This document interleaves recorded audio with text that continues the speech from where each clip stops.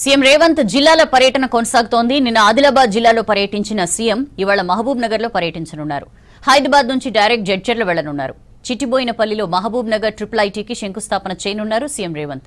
తర్వాత ప్రభుత్వ school, college విద్యార్థులతో ఇంటరాక్షన్ చేయనున్నారు. విద్యార్థులతో మాట ముచ్చట తర్వాత మహబూబ్ నగర్ పట్టణంలో పలు అభివృద్ధి పనులకు శంకుస్థాపనలు చేయనున్నారు. తర్వాత ఎంవీఎస్ డిగ్రీ కాలేజీలో జరిగే బహిరంగ సభలో పాల్గొంటారు. దీనిపై మరిన్ని డీటెయిల్స్ బాలకృష్ణ అందిస్తారు. రేవంత్ రెడ్డి ఇవాళ మహబూబ్ నగర్ జిల్లాలో పర్యటించనున్నారు.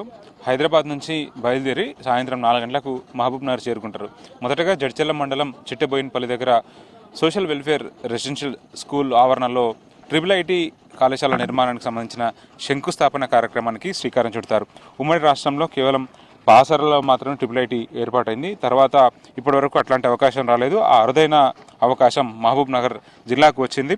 ట్రిపుల్ ఐటీ కళ 2వ క్యాంపస్ సాకారం కాబోతుంది. సో మహబూబ్ నగర్ జిల్లాలోనే కాకుండా రాష్ట్రంలోనే నిరుపేద విద్యార్థులు ఉన్నత చదువులు చదవడానికి ట్రిపుల్ ఐటీ విద్యను అందించుకోవడానికి అవకాశంగా 2వ క్యాంపస్ శ్రీకారించబోతున్నారు. సో వీటితో పాటు పలు అభివృద్ధి కార్యక్రమాలు మహబూబ్ నగర్ జిల్లాలో ఇవాళ సీఎం రేవంత్ రెడ్డి చేతుల మీదుగా శంకుస్థాపన జరుగున్నాయి. ఇందులో ప్రధానంగా మహబూబ్ నగర్ సంబంధించినటువంటి తాగునీటి సమస్యకు శాశ్వత పరిష్కారం కోసం కూడా ఒక ప్రయత్నంగా కూడా శంకుస్థాపన నిర్వహించబోతున్నారు. వీటితో పాటు పాలమూరు యూనివర్సిటీకి సంబంధించినటువంటి డెవలప్మెంట్ కార్యక్రమాల్లో కూడా సీఎం రేవంత్ రెడ్డి పాల్గొనబోతున్నారు. మిగతా కార్యక్రమాలు మొత్తంగా 1463 కోట్ల వ్యయంతో ఈ కార్యక్రమాలకు రాష్ట్ర ప్రభుత్వం శ్రీకారం చుట్టబోతోంది.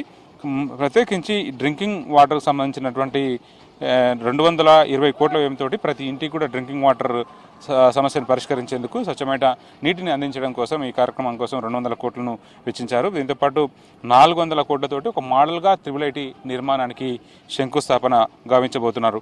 వీటితో పాటు మహబూబ్ నగర్ కార్పొరేషన్ పరిధిలో 603 కోట్లతోటి అండర్ గ్రౌండ్ డ్రైనేజీ పనులకు శ్రీకారం చుట్టబోతున్నారు. వీటితో పాటు క్లీన్ అండ్ గ్రీన్ అట్లాగే మహబూబ్ నగర్ కార్పొరేషన్ని క్లీన్ అండ్ గ్రీన్గా ఉంచడం కోసం తీర్చిదిద్దే భాగంలో కూడా ఈ కార్యక్రమాలని కూడా శ్రీకారించబోతున్నారు. దీంతోపాటు పాలమూరు యూనివర్సిటీ పరిధిలో ఉన్నటువంటి ఎంవీఎస్ కాలేజీలో దాదాపు 20 కోట్ల వ్యయంతో మోడల్ భవనానికి శంకుస్థాపన చేయబోతున్నాం. వీటితో పాటు ఇంటిగ్రేటెడ్ స్కూల్ కూడా నిర్మాణం కాబోతుంది. ఇందుకోసం 200 కోట్లను వెచ్చించడం జరిగింది. వీటితో పాటు చిల్డ్రన్ హోమ్స్ అట్లాగే యూనివర్సిటీలో ఎస్టీ విద్యార్థుల కోసం హాస్టల్ భవనాన్ని నిర్మించబోతున్నారు.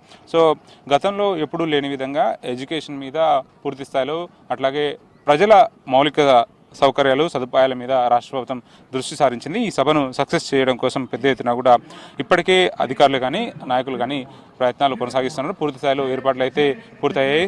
స్టేజ్ని కూడా ఇప్పటివరకు ఫైనల్ స్టేజ్కి తీసుకొచ్చారు. సో సాయంత్రం 4 గంటలకు జరగబోయే సభలో సీఎం రేవంత్ రెడ్డి పాల్గొనబోతారు. మొదటగా ఈ శంకుస్థాపన కార్యక్రమాలు నిర్వహించిన తర్వాత నేరుగా ఎంవీఎస్ కాలేజ్ గ్రౌండ్లో ఏర్పాటు చేసినటువంటి సభా ప్రాంగణాన్ని చేరుకుంటారు.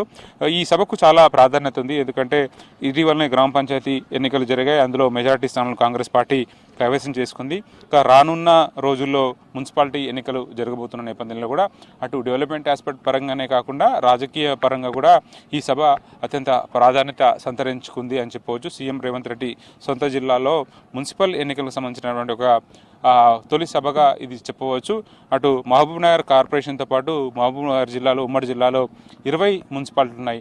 అన్ని చోట్ల కూడా మెజార్టీ స్థానాలను కాంగ్రెస్ పార్టీ కైవసం చేసుకోవాలన్న ఒక దిశానిర్దేశం సీఎం రేవంత్ రెడ్డి చేసే అవకాశం ఉంది. వీటితో పాటు సీఎం ప్రసంగం మీద కూడా చాలా ఆసక్తి నెలకొని ఉంది. ఎందుకంటే పాలమూరు రంగారెడ్డి అట్లాగే కృష్ణా నీటి అంశాల్లో కూడా ఒక ఈ మధ్య కాలంలో జరుగుతున్నటువంటి చర్చ నేపథ్యంలో సీఎం రేవంత్ రెడ్డి వాటి అంశాల మీద ఎట్లాంటి ప్రసంగం చేస్తారని కూడా ఆసక్తి నెలకొని ఉంది.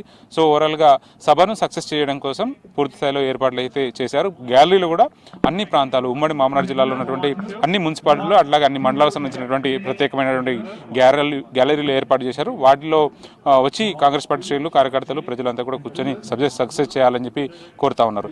ఇది సభకు సంబంధించిన అప్డేట్. Vote studio.